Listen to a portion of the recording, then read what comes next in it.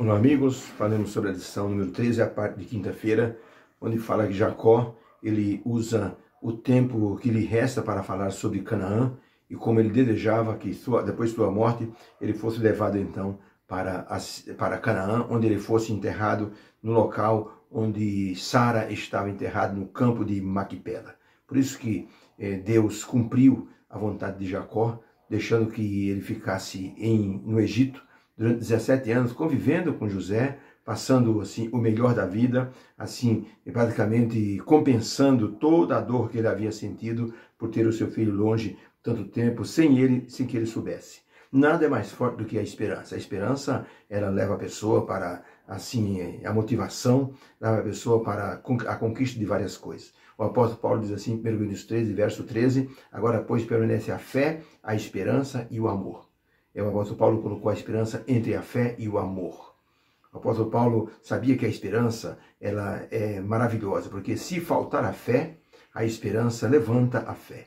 Se acabar o amor, a esperança levanta o amor. Por isso, o apóstolo Paulo colocou essas três virtudes e a esperança no meio. Agora, pois, permanece a fé, a esperança e o amor. Então, a esperança é uma virtude, é um sentimento muito forte. Deus prometeu a Abraão que a sua descendência iria conquistar a terra de Canaã.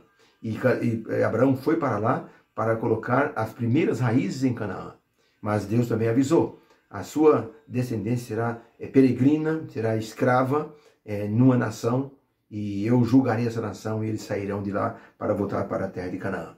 Então essa esperança foi colocada em Isaac, essa esperança foi colocada no coração de Jacó, e agora Jacó estava colocando essa esperança na frente da vida dos filhos, para que eles tivessem, assim, esta visão de que precisavam voltar para a terra de Canaã. Pergunta número 6, no final do livro de Gênesis, que mensagens de perdão e esperança encontramos ali, inspirados por Deus? Gênesis 49, 29 diz assim, Deus ordenou-lhes, dizendo a Jacó, Jacó disse-lhes, eu me congrego ao meu povo, sepultai-me com meus pais, no campo, na caverna, no campo de Maquipela, na terra de Canaã. Ali sepultaram Abraão e a Sara, sua mulher, ali sepultaram a Isaac e a Rebeca, sua mulher, e ali disse Jacó, eu sepultei Lia.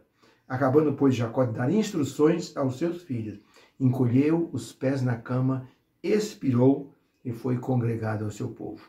Teve uma morte, assim, bem calma, silenciosa, encolheu os pés, olhou para os filhos, fechou os olhos e expirou. Foi uma morte, assim, lembrada por todos como a morte, assim, mais tranquila que uma pessoa pôde ter. E Jacó, que tinha esperança de morrer na mão de Esaú, morreu tranquilamente nos braços do Senhor. Por isso que Gênesis 50 diz assim, então José se lançou sobre o rosto de seu pai e chorou sobre ele e o beijou. José ordenou aos seus servos, os médicos, que embalsamassem o seu pai. E os médicos embalsamaram Israel.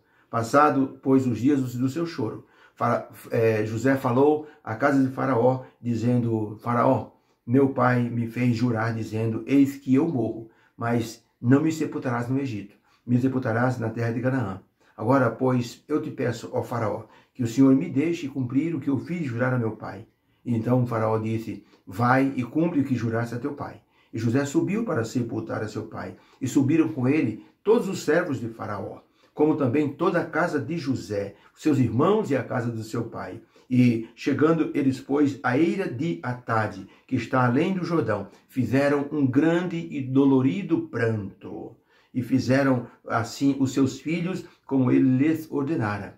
Pois os seus filhos o levaram à terra de Canaã e o sepultaram na cova do campo de Maquipela. Depois de haver sepultado seu pai, voltou José para o Egito, ele e seus irmãos. E os seus irmãos agora, vendo que Jacó era morto, disseram, porventura, nos odiará José agora? Certamente nos retribuirá todo o mal que lhe fizemos.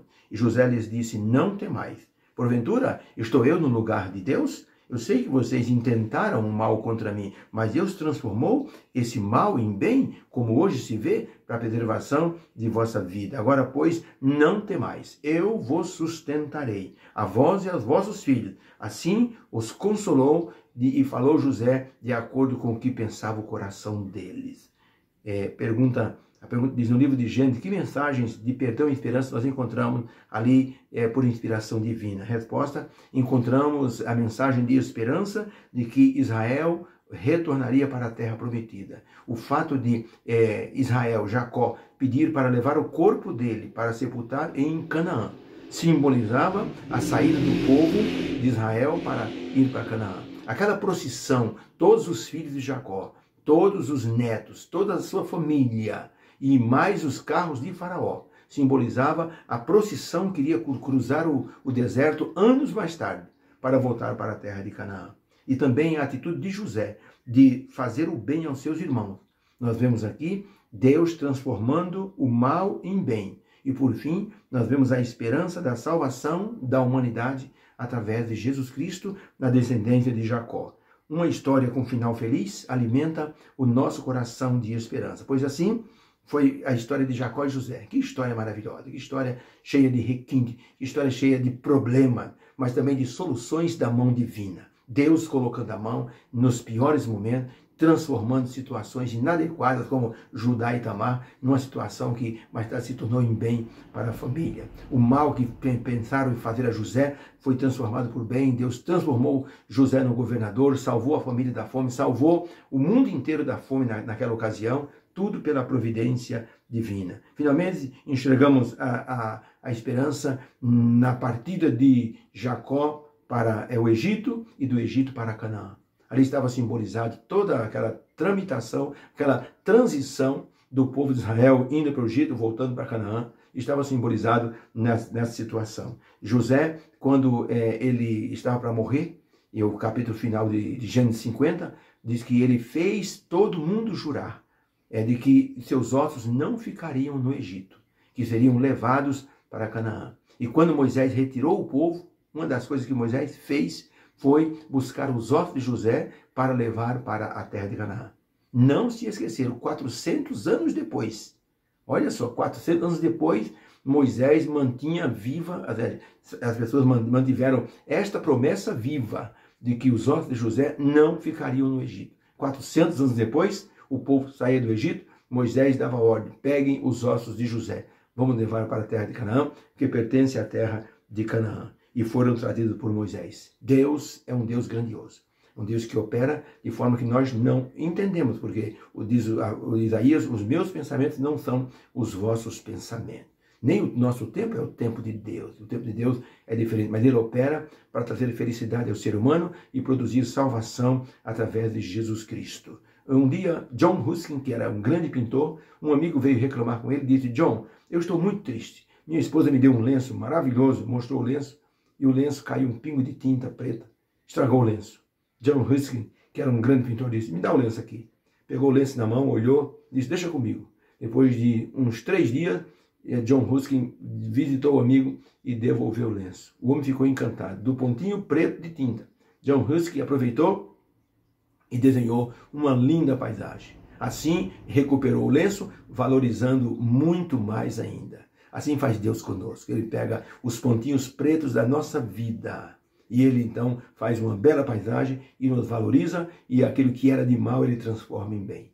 Esse é o Deus que nós servimos. Que o seu nome seja louvado, possamos nesse dia entender que Deus nos ama e está preocupado com a nossa situação. Que Deus te abençoe nesse dia e que possamos então viver na sua presença. Obrigado, Senhor, pela lição de hoje. O Senhor mostrou que Jacó, ao morrer, tinha os olhos voltados para a terra de Canaã. E nós hoje estamos com os olhos voltados para a Canaã celestial.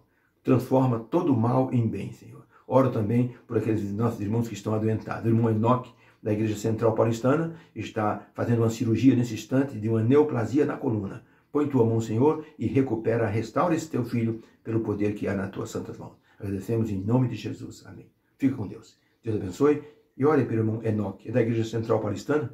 Ele está em cirurgia até o meio-dia. São 4 horas e meia de cirurgia. Que Deus abençoe o nosso querido irmão. Fique com Deus. Um beijo no coração. Amém.